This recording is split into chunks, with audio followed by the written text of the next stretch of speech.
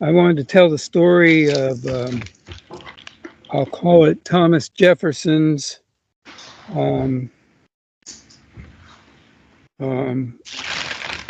real history, I-S-T-O-R-Y. And I've recently watched part one of his documentary. Ken Burns is an American who makes these very specific, kind of sensitive, gentle approaches to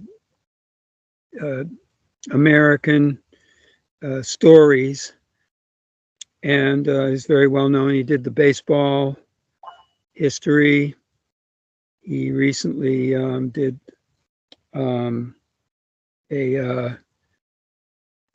Da Vinci, which I found very interesting, and that's a little bit out of his normal scope to go to Italy, etc. But about 20 or more years ago, he did Thomas Jefferson, whose story is interesting because he was very shy and quiet, with a high-pitched voice that he didn't want to use. He wasn't a public orator. He studied, and since he was very young, and would read for 15 hours a day, kind of thing. And he was the one who was the author, the essential writer of the Declaration of Independence of the United States. Jefferson's name, Thomas Jefferson, is alike to my brother, whose name is Jeffrey Thomas Adams. And my other older brother's name is James Madison, James Donald Adams. And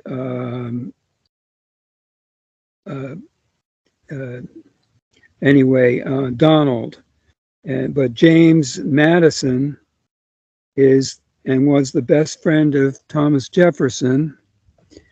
And Madison is one of the initial founding fathers, and they worked hand in hand with the Continental Congress with Adams. And so there's that kind of a link with the names in my family, in my history, is something to do with that. But this is about Jefferson. I don't see my younger brother, who has had the namesake, in that regard, except for he lives in the South, in Jacksonville. And this is just an expression of giving these information because this is how the simulator is all hooked up. And I've been seeing the simulated reality coordination in almost everything.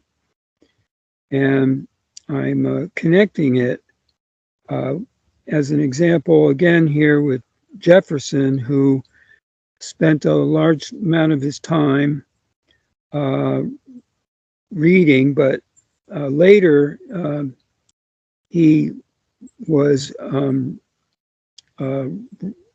after and during writing of the Constitution, after that, at the time of the Constitution, he had already lost at least 3 children, and he was going to lose his wife after that. And he went to Paris, France, and he was there. This is about 15 years after the Constitution, or 10 years after, which was also the time of the French Revolution. Marie Antoinette, etc., off with her head. And he went and enjoyed this high-ended life. He got transfixed by it, hypnotized in that sense. But also he was just learning, which was his main characteristic. And he would make long lists and write but not stories or novels or anything like that. He would make these lists, which is very much similar to what I'm doing and what I've done with the Stargate, Stardate, Solaris, Solistry, Solar Arts, studying all the different events and universal relations, including discovering the three gods, which is the galactic, the Messiah or Messier complex of galaxies, and then the great attractor, which is the center. And so I've correlated all of this stuff with the satanic, Saturn, the Plutonian, Pluto, and the Uranian, Uranus, as the outer planets and their discoveries, which were happening during the French Revolution, the American Revolution, and the American Industrial leading up to the Civil War. And all of these astronomical events were discovered in the Age of Invention, which is more or less around the 1800s, I'd say, completely, you know, with the telephone, electronic media, radio, the gin mill, everything that we're using now technology-wise, which was, you know, this is that history, but the true history has much more to do with the alien nation, the technical extrapolation, and the going back to the original Orion Queen and Lilith Enki history of creation activities, we'll call it. They didn't actually create anything in that sense, although vehicles of creation and the creation itself, well, it's not that far off of being the same thing. So all of this is interrelated, leading up to the current events, which incurred with the trumpeter Muskrat, Bellgate, Zuckerberg, Amazonia by Bozo, and the sixth Murdoctor. It's almost like the 666, which is where my father, Mr. Adams, worked in Manhattan, 666 Fifth Avenue building on the 7th, 8th, and 9th floors. And I was there in 1969, and the weekend of Woodstock, working in the city, that is, during that week,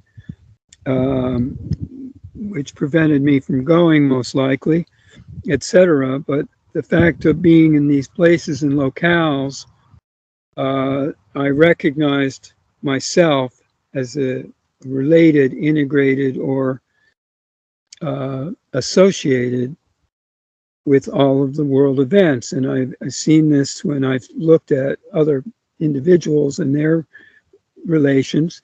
It's no less significant with them. They're just as much integrated in their own ways. I may have a more particular, which has to do with that, something to do, let's say, with Adam and that name, Adamus, and so forth and so on. It has nothing to do with the personal individuality and trying to accentuate that at all. It's being aware of the simulated hypnagogic creation dominoes and or subjective and objective coordination. So the bipolar brain is identified in all of this, and the bipolar human conditioning, which has to do with like political, a very good demonstration model of it, and the interrelations between my family and brothers, probably most definitely lined up with that original American independent creation and constitution events, which this Jefferson historical was demonstrating or relating for me. I'm particularly wanted to point out about Jefferson's, what happened was he lost his at least 3 children. He went to Paris after the creation of the Declaration of Independence authorship, and he was constantly between and betwixt the situation of what he was thinking or getting as a ensemble for creating this work of media, that is the writing of the text, and also though all of the ideas that he had picked up that were all of the conditional and unconditional relations that had been provided throughout history through the religions, psychologies, governments, the sciences, the Greek, Roman, Egyptian, Sumerian, Babylonian, etc. And all of this inclusively that he had been reading and taking in. But now he was faced with the death of his wife and another child.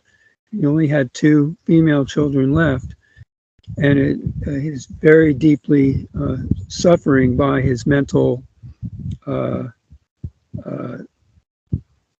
evaluation and feeling, sensibility. So he started to walk and later also riding on his property. He wouldn't do anything else.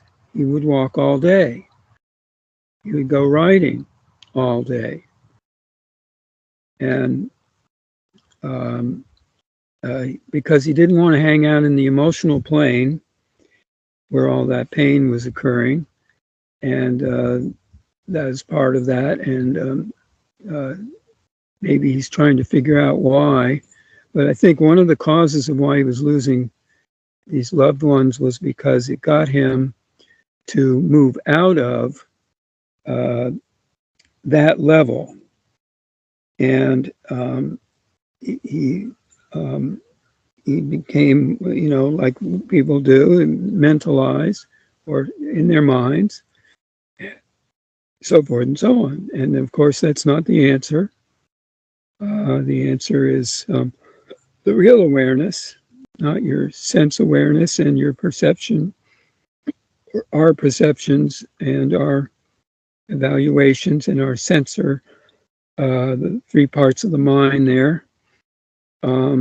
Rather that wholeness and recognition of the real position, universal. And I would say also our 5-body solar body vehicle that we are, we could say we're grateful to have it, but actually we're all in the process of creating it. So the gratitude is important in that sense, but that again is being misused, and they use love, and they misuse family and patriotic, and they misuse social, cultural, racial, and the sexual identifications and value or its creative powers, etc. And that's somewhat coming to a head. Well, I would say somewhat, but because really there's also just these additional factors that are going into what they're now again creating in the political and economic and social business religions interrelated context. Again, going to another step, or so it appears. And there's a crisis that also relates to the, very much so, to the AI artificial intelligence and the binary brain, we'll call it, which is becoming the associated reliance of information and practical or even real positions that people take and insist on being necessities when they're not, and really not anything of true reality at all. And interestingly speaking, although it's like I guess I'm presenting some way it's easy to get lost within all this, or within what's being provided as essential physical and three-dimensional realities. So that's what I got out of the Jefferson position. Part two of his life is now going to go from the point where he lost his wife and the declaration and the revolution had occurred, but now he's going to be called upon to be president and go into the public domain, even if it's not at all his interest. But because of that familial, we'll call it, concern within the American family, he's inducted and being inculcated into, and this is what happens with the organizations, and the same thing happened with all of the others, generally speaking. And we could go with Charlemagne and Napoleon and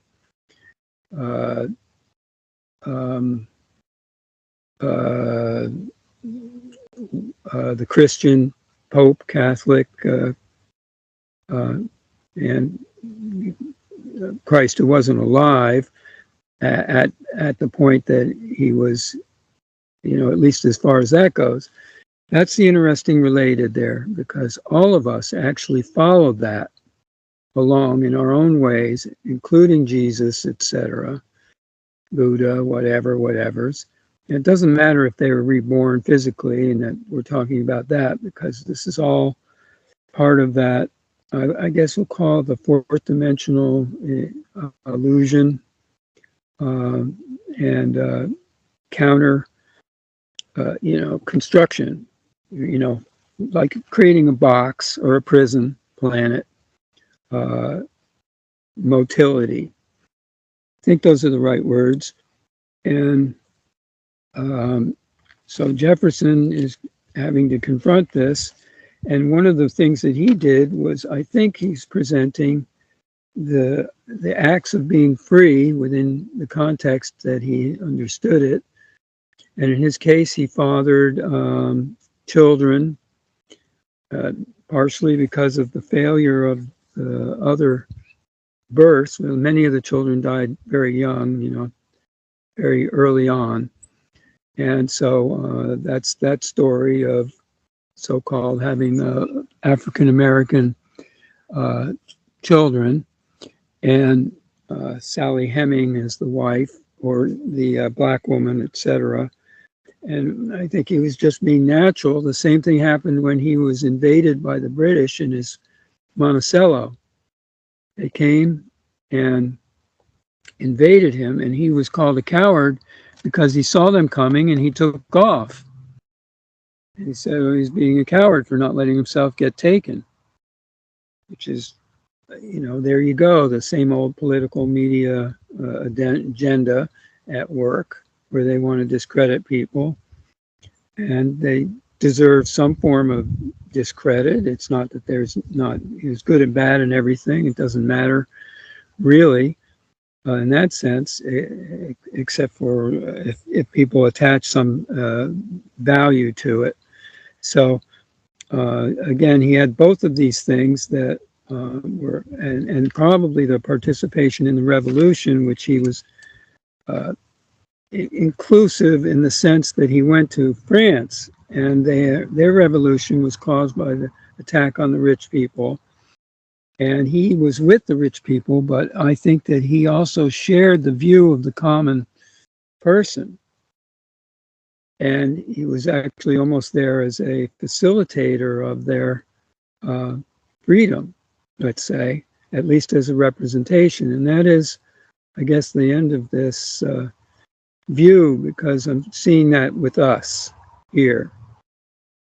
And we have tools and vehicles that we could present or represent, which could be very commanding. I had a dream that I had two dreams. I saw a vision of seeing that my wife was participating in burning the tree down, the big tree, pine tree in front of the house, near the front of the house, that we had taken out about a month before the hurricane came through. And this was the third hurricane, and not coincidentally, this 3, by the way, it's in everything. And that's how the hypnagogic 3D media program is operating through. So we took the trees down, 2 of them, the front and the back, and if we hadn't taken the front one out, I'm quite sure it would have crashed the house. So that is what that dream was foreseeing. And my dream was about, I did something in the kitchen that burned the house down, or something, or it started a fire, whatever level. And I'm actually representing some of that because I'm trying to break out of the old context here and in the community, where I haven't been able to get any persons to really participate in or agree or even give me anything at all. But I met, let's say, 3 individuals very recently. The first was the Kane, who is a mechanic. The second is this new person named Roman. Can't be accidental, of course, because we're dealing with Rome. And in Rome, Peter was hung up by his ankles upside down, St. Peter, in Rome. And that's on my Pluto line, by the way, which is runs through this Germanic line down through Italy, from Norway, Sweden actually, and Copenhagen, Denmark, which is another relation of the discovery of the people who were part of finding Manhattan and taking it from the Indians. Another weird historical reference that is a coordination. So yeah, we all have been participants in this. I was participant with Jesus' time as well as the one who took him off the cross, Joseph the Arimathean, which is like the word mathematician, Aramath. And he went to England as a tin merchant back and forth. And he also, I think I was also involved with something that happened around 800 AD on an island off the coast of England that was related to what eventually probably brought in the Vikings, rather, and they came and attacked England 800, 900, and 1000 AD. Another historical reference, interrelated. And so now we have a third where all 3 modern day time in the United States is occurring. And we also have the 3 nations of Mexico and America and Canada.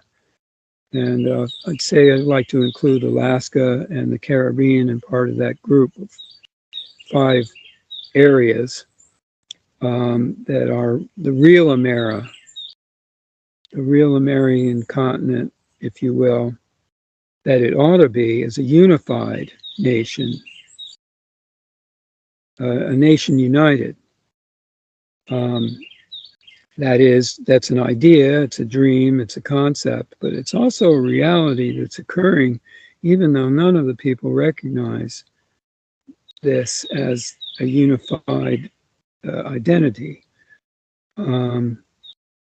That's what I've been writing about and sharing about recently. And the third friend is a lettuce farmer. I mentioned that his name is Adam.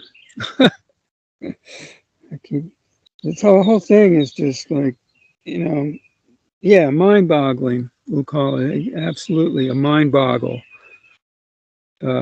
So Adam has had 3 kinds of lettuce. He's growing it organically, absolutely, in a big greenhouse that took him a while to perfect and put together. And it's a real model for how to do this. And his lettuce is just beautiful, perfect. And when I went there, he said he was going to give it to me to demonstrate. He says it's very hard to sell his lettuce, because of the system and the stores and the farmers working with the pesticide and the pollution, and that includes the air pollution that we are experiencing, and asthma, allergy today as one example. Even though now the air is good, we've had, I'd say, 3 air quality. Kane told me that there have been 2 times where he noticed that there was this yellow fog here and the chemtrails. And this was about a month ago, before Trump got elected. And after that, all the people were sick.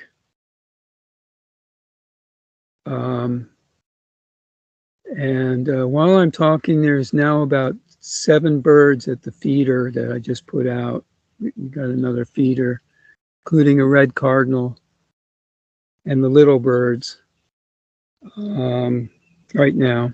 Anyway, so the lettuce guy wants to he also has some other property, and he's going to build he's got water on it that you can canoe on, maybe 10, 15 acres, or might be more, I don't know, but I'm interested in having him be part of this model of creating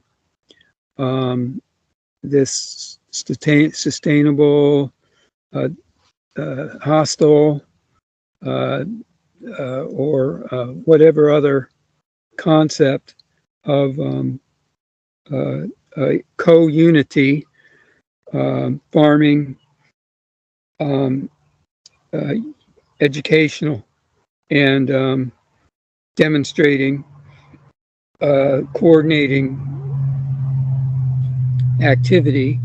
And it's something like I shared with the Kins domains, that is 2.5 acre hectare of this that can be done and has been done by some of these people, such as the Kins domain people, and similarly is the Green Power Lodge in Montana, and that's being provided also in another way by ALLLISSS Labs in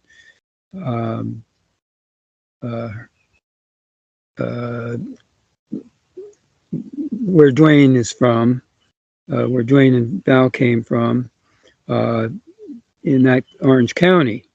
Again, Orange County, the Orange president, et cetera, is not accidental in any way, but that there is a third model outside of the bipolar identifications that has been the only thing provided to humanity for the most part, and that the third universal, might call that UNI, I don't know,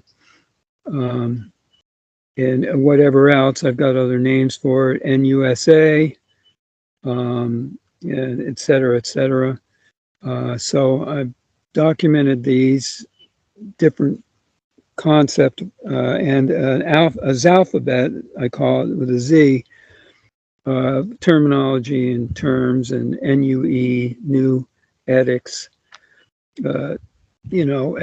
as some form of what the actual educational model is. So thanks, Val. I think I put it together there.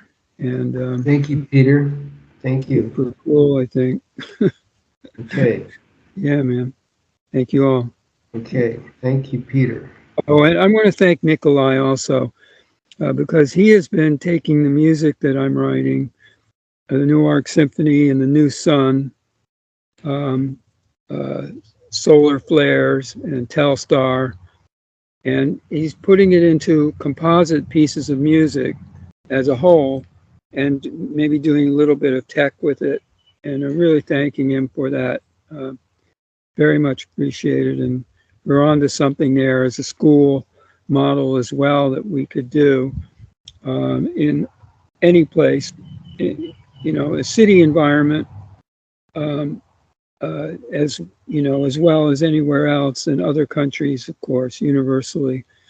And that's, I think, part of where we're headed. Thanks, Val. Okay, we'll go to Nikolai now. Can you speak now, Nikolai? Yes, hello everyone. I'm sorry, I had a technical issue, couldn't open my microphone, I think. I wanted to, probably I will share with Peter's permission into sharing experience, the Newark Symphony, which he created. I just compiled together. Basically, it's about 7 to 9 pieces. I even don't remember. 7 to 9 pieces, altogether 19 minutes of music, non-stop. There was something interesting when actually I was doing this while we were discussing after the last call. I think it was after the New Year on Sunday, maybe, I'm not sure, maybe on Saturday after. I was sharing something with him, and perhaps I told him that I had to write it while he was playing and I was doing at the same time compiling his music. I was expressing the thought that probably I'm the only one here in this community who is not an Eckankar person. And while I was writing this, I noticed something strange. Suddenly, my writing started being crossed without me using the, what's it called, the script. And I was wondering, very often I notice when DUANE writes some of his stuff, some of the things I always was wondering why they're crossed, is it intentional or not? But now I think I start realizing that probably it's just the way of control. When I mentioned Eckankar, this bit was immediately, literally in a minute, crossed out while I sent it to Peter. And yeah, that's an interesting observation just to note in Skype.